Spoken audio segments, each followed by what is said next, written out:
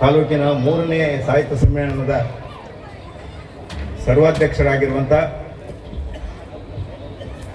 Doctor Channabasappa ಚಿಲ್ಕರಾಗಿಯವರೇ, ಇದೀಗ ಈ ಕವಿಗೋಷ್ಠಿಗೂ star value ತಂದುಕೊಟ್ಟಂಥ ನಮ್ಮ ನೆಚ್ಚಿನ ಸಚಿವರಾಗಿರುವಂಥ ಶಿವರಾಜ್ ಸಂಗಪ್ಪ ತಂಗಡಿ ಅವರೇ ಮತ್ತು ವೇದಿಕೆ ಮೇಲೆ ನನ್ನೊಟ್ಟಿಗೆ ಮೇಳೈಸಿರುವಂಥ ಎಲ್ಲ ನನ್ನ ಪ್ರೀತಿಯ ಕವಿ ಬಂಧುಗಳೇ, ಮಾಧ್ಯಮದ ಗೆಳೆಯರೇ ಮತ್ತು ನನ್ನೂರಿನ ಕಾವ್ಯ ಬಂಧುಗಳೇ, ತಾಯಂದಿರೇ, ಬಹಳ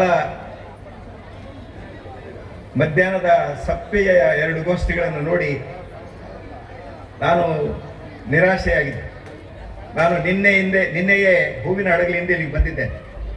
ನನ್ನೂರಿನ ಈ ಕಾರ್ಯಕ್ರಮವನ್ನು ನೋಡಿ ಕಣ್ತುಂಬಿಸ್ಕೊಳ್ಬೇಕು, ಸಂತೋಷ ಪಡಬೇಕು, ಹೆಮ್ಮೆ ತಾಳಬೇಕು. ಆದರೆ ಅಂತೂ ಕೊನೆಗೆ ಈ ಕವಿಗೋಷ್ಠಿಗೂ ಸ್ಟಾರ್ ವ್ಯಾಲ್ಯೂ ಬಂತು. ಅದಕ್ಕೆ ನಾನು ಮಾನ್ಯ ಸಚಿವರನ್ನ ಆರಂಭದಲ್ಲಿ ಮನಪೂರ್ವಕವಾಗಿ ಅಭಿನಂದಿಸಿದೆ. ಈ ಕವಿಗೋಷ್ಠಿ ಅಂದರೆ ನಿಜವಾದ ಅರ್ಥದಲ್ಲಿ ಕನ್ನಡ ಸಾಹಿತ್ಯ ಸಮ್ಮೇಳನದ ಹೃದಯ ಭಾಗ.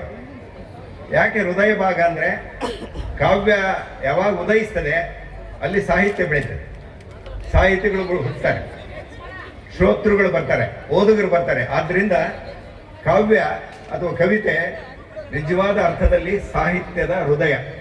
ಅದನ್ನು ಮನಸ್ಸಿನಲ್ಲಿಟ್ಕೊಂಡು ಇಷ್ಟು